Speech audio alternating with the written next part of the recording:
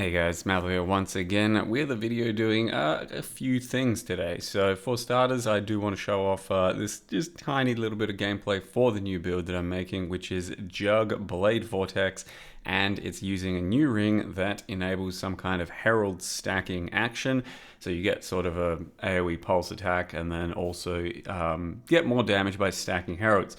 I then really quickly want to go over what new things are coming for the update, for the patch and stuff, and then also show off a little bit more of the end game of the last character, and then get into the actual build guide of this thing. So first of all, let me go over the current upcoming patch and like what's been happening the past week. So essentially, for starters, a large part of the community has felt that there just has not been enough actual currency dropping. So loot in general, yeah, there's still stuff dropping. There's still stuff you can target farm, of course, bosses, etc. But a lot of people feel that there's just not enough actual currency dropping in the game. So, you know, divines, tinks, that sort of cool shit.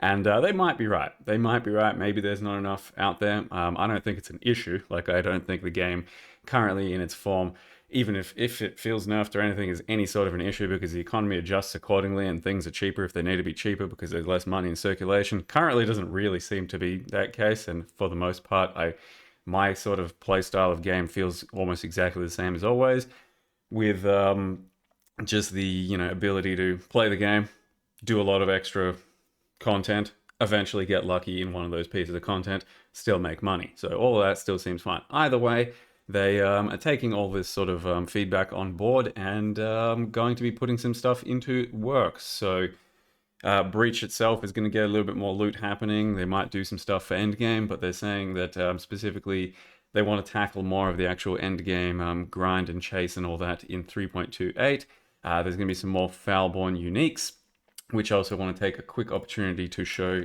what you can do.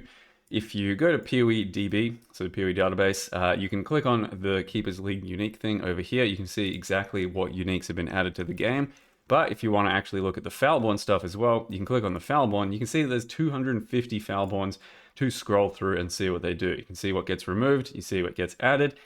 Some of them currently do not have anything and they don't exist, and that might just be what they're adding into the game, but there might be more that they're adding into the game as well. So some of these, I think, are just kind of like data mined. So lionized paws currently don't exist. If you put them into the game, then maybe that's what they're doing this time around. But they may also have some more cool ones to do. Either way, cool way to just look around and see all the uniques and all the stuff you can fuck around with in the game, PoE DB. So they're going to be doing that. Yeah, just a few quality of life things for the actual Hive and Breach as well. So in the coming week, we still seemingly have some pretty big things happening. On top of that, things that happen in the community right now is something called land mining. So if you put up like 100 maps for sale and price all of them at 10C each, and one of them is 10 divines, you have placed a landmine, theoretically. That's what some people are doing with large amounts of stuff. The goal there being that you are buying lots of stuff all the time, complacently clicking lots of things from one person and eventually fucking up. That has happened to a lot of people already, and a lot of people are doing it. It's pretty scummy behavior. Obviously, it is scummy behavior, but the end result is you just have to be a bit more careful. Unfortunately, that's how it was. But they're going to be doing something about it, so there's going to be a warning, and it's just going to be a little bit nicer to not get scammed, hopefully, but that's kind of all there is to it with that one. Good stuff all around. So I then want to quickly wrap up the previous character, the Assassin Poison Fusillade Wanda, and it did do pretty well. It was not a super impressive build, but after fixing up the sort of endgame defenses and playstyle a bit, which I can link in the latest POB and forum thread, it got a lot tankier, it got a lot more durable for endgame mapping, took it to level 95 pretty comfortably, did a full round of normal endgame content pre-Ubers. So we got all our Void Stones, I did some T17s, I did, you know, whatever I could, all the sort of invites, feared and attempted feared, got down to like the last boss, but it was a bit messy thanks to a certain thing or two on it. Overall, yeah, it was a pretty decent build. It is still very weird, very clunky and clumsy, the Fusillade skill itself. You can, of course, if you've heard from other people, just reduce its duration to the point where you're basically just clicking it and then firing off instantly, and it honestly, I don't know, it feels a bit lame to just turn it into another skill altogether, because if you do that, it just feels like a normal nothing skill, right? So we're still building into the duration here. We're still doing a bit of a click, hold, and release sort of situation. And it does, for the most part, perform well enough, but it feels pretty weird, and it's not going to be for everyone, certainly. But the build concept and style overall, not too bad. Like I said, Assassin, with all the poison stuff, can be very strong this league, I think. This last breach fight here, I'm not going to show the entire thing. It gets very hectic at the very end, but I don't think it's a super hard requirement for most characters to do. If you've got a little bit of defense here or there, you should be able to get through like most of these attacks that they do without too much issue. So I did finally get it down. Of course, I died a couple times at the end because it gets pretty hectic. But mostly I just wanted to say that chuck in some of the new overpowered crafts for chests and stuff. You can get Ghost Dance in this build and in most other builds really quite easily.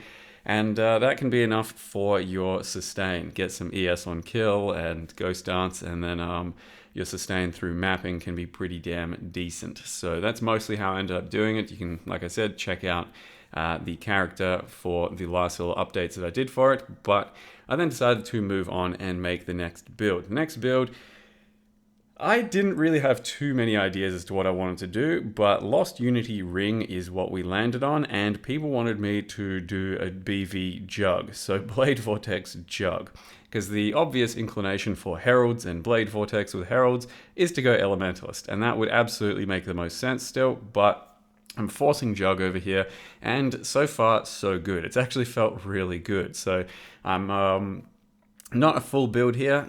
Don't take this as a completed thing, but if you put on Lost Unity Ring when you can first do it at level 42, it will hard carry your campaign pretty damn hard. It gives you a new ability called Herald of the Hive, which is, as you can see, this purple sort of AoE disc around your character, and it just basically does a pulsing damage that gets faster and faster if you've applied more ailments recently. At the top of my bar, you can see there's a stack of 50 something, and if you get to the 50 stacks of that thing, it means that your Herald of the Hive will pulse a little bit faster. It starts out with a pretty big flat amount of damage, so throughout the campaign it's very overpowered. By the time we get to maps, it's going to do less and less, and scaling it is going to be difficult because it doesn't scale off of spell damage, and it does all 5 different damage types, so just scaling like elemental damage won't be quite as efficient, etc. So the approach that I've gone here is to still do all of the heralds, because you get a buff from that skill to have more damage for each herald on you. So all of the heralds, and scaling herald effect quite a lot, and then just Jug for endurance charge scaling, because that gives us damage, that gives us AoE, so I wanted lots of AoE, and then get a bit of a thick character going, so that I can be up close and personal with lots of enemies. So like I said, it's not a complete character by any means. We're something like level 80, I think, at this point. I only just then hit maps and put together a few pieces of gear, but so far the concept is really strong. Stack all the heralds possible, do BV, use the Herald of Hive thing, and then get the Herald effect, and you have a beast of a low to mid tier mapper at the very least.